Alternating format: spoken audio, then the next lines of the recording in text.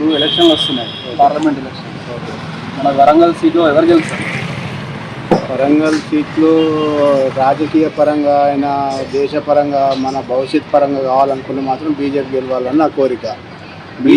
BJP గెలుస్తుందని అదొక ఆశ. ఎందుకు మోడీ గారు మళ్ళీ ప్రధానమంత్రి కావాలా? మోడీ గారు ప్రధానమంత్రి కావాలి. ఆయన ప్రధానమంత్రి అయినా కాకుండా దేశాన్ని కాపాడేది మోడీ లాంటి వ్యక్తి అయితేనే మనం ఈ భారతదేశంలో ఉండగలుగుతాం. మనం ఇంకా మనుషులు చెప్పుకుంటాం. మోడీ 10 ఏళ్ళు అయింది కదా, మళ్ళీ ఇంకెందుకు మళ్ళీ మోడీ? 10 ఏళ్ళు కాదు, 100 ఏళ్ళు 60 ఏళ్ళ కాంచెలు ఉన్న వాళ్ళు వాళ్ళు ఏం చేయలేదు. 10 ఏళ్ళల్లో అవపడుతుంది కదా అన్న. మనకు 60 ఏళ్ళల్లో లేనిది 10 ఏళ్ళల్లో చూపించింది కదా. మోడీ కావాలనుకుంటాను. 60-70 ఏళ్ళ కాంచెలు లేనిది 10 ఏళ్ళ ఏం చేసిండు మోడీ? అసలు ఏం చేసిండు? మీరు మెకానిక్ మీరు రాజకీయాల మీద అవగాహన ఉందా? రాజకీయాల మీద అవగాహన లేకపోయినా దేశం మీద అవగాహన ఉంది. రాజకీయాలతో నాకు సంబంధం లేదు. నేను నా దేశము, నా పుట్టుక, నా హిందుత్వం, దాని గురించి మీదే నాకు ఉన్నది, తెలిసింది. భవిష్యత్తు అనేది భారతదేశం అంటేనే భవిష్యత్తు. ఆ భవిష్యత్తు భారతదేశం అంటేనే మోడీ. ఈ రెండు, ఈ ఒక్కటే మాట నాది నినాదం. నేను గట్టిగా నమ్మే సిద్ధాంతం అది. అది వరంగల్ నుంచి ఎవరు ఏని నేను నా దేశాన్ని కాపాడే పార్టీకి మాత్రమే వేస్తాను. ఆయన క్యాండిడేట్తో నాకు సంబంధం లేదు. దేశాన్ని కాపాడేది బీజేపీ కాబట్టి బీజేపీ గురించి నేను మాట్లాడుతున్నా. బీజేపీకే వేస్తాను నేను. కాంగ్రెస్ అధికారంకి వచ్చి 3 నెలలు దాటింది, 100 రోజులు అయిపోయింది. కాంగ్రెస్ అమలు చేస్తున్నటువంటి హామీలు చాలా ఉన్నాయి.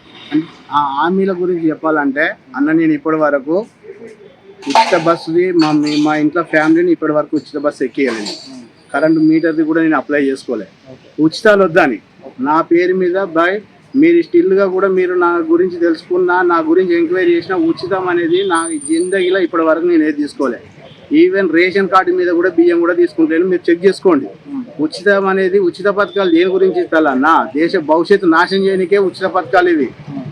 ఎవరి స్వార్థాల కోసం అవి ఉచితాలన్నా? దేనికోసం, దేనికి బాగుపడ్డా అన్న ఉచితం? దేని గురించి ఎవరు బాగుపడ్డది? ఒక పేదోనికి ఏమైనా బాగుపడ్డదా? ఉచితాలు ఎవరు?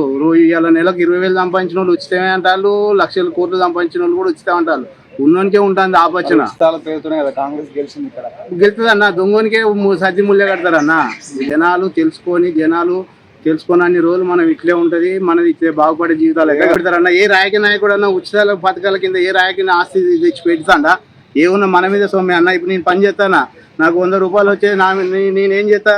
ఇది ఇలా 100 రూపాయలు చేసే పని నా మీద నాకు ట్యాక్స్ వేసి నాకు 200 వసూలు చేసిన అనుకో, నేను నా దగ్గర ఇంకో 10 రూపాయలు పెంచుకోవాలి. నేను ఎక్కడి నుంచి వస్తాయి? నీ జోలికి వెళ్ళి నా జోలికి వెళ్ళి ఇస్తాను. వాళ్ళు మన నెత్తులకి వాళ్ళ జోలికి వెళ్ళి ఇస్తలేరు కానీ మన చేసి మన నెత్తులు పెట్టే ఇస్తాను. అంతే తప్ప ఉచితాలు అనేది దేశానికి కాదు, యువతకైనా దేశానికే ముప్పు. అది ఆటోమేటిక్గా మన ఉగ్రవాదుల కన్నా ఉచితాలే పెద్ద ముప్పు అన్న. ఇప్పుడు ఆరు రమేష్, కడియం కావ్య, ఇంకా టీఆర్ఎస్ ఎవరు వస్తున్నారు? ముగ్గురు ఎవరికి అవకాశం? ముగ్గురి గురించి నేను ఆలోచించనన్నా, నాకు తెలియదు. అది వాళ్ళ వ్యక్తిగతం. అది నా వ్యక్తిగతం. మోడీ గెలవాలంటే నాకు సంబంధం లేదు. అది బీజేపీకి గెలవాలి. బీజేపీ ఉంటేనే భారతదేశం ఉన్నది, భారతదేశం అంటేనే బీజేపీ. అంతకుమించి అయితే లేదు. నా సిద్ధాంతం అది. ఎలక్షన్లు నడుస్తున్నాయి. వరంగల్లో ఎవరు గెలిస్తే బాగుంటుంది? ముగ్గురు పోటీ పడుతున్నారు, బీఆర్ఎస్, బీజేపీ, కాంగ్రెస్. వరంగల్ అయితే బీజేపీ వస్తాను. ఇప్పుడు ఆరు రమేష్ క్యాండిడేట్ ఇక్కడ. అవును, గెలుస్తాడా? నాకు రాజకీయంగా అనుభవం ఉంది. మళ్ళీ ఇక్కడ బీఆర్ఎస్ అభ్యర్థి కూడా కడియం కావ్య, ఆమె కాంగ్రెస్ లో పోయింది. అట్లా కూడా కొద్దిగా వ్యతిరేకత ఉన్నది ఆమె మీద. మళ్ళీ ఇంకేంటంటే కాంగ్రెస్ పార్టీ కూడా ఇప్పటికీ 3 ఎస్సీ స్థానాల్లో మాదిగలకు ఒక సీటు కూడా ఇవ్వలేదు. ఆ విషయంలో కూడా మాదిగలు చాలా ఫైర్ ఉన్నారు.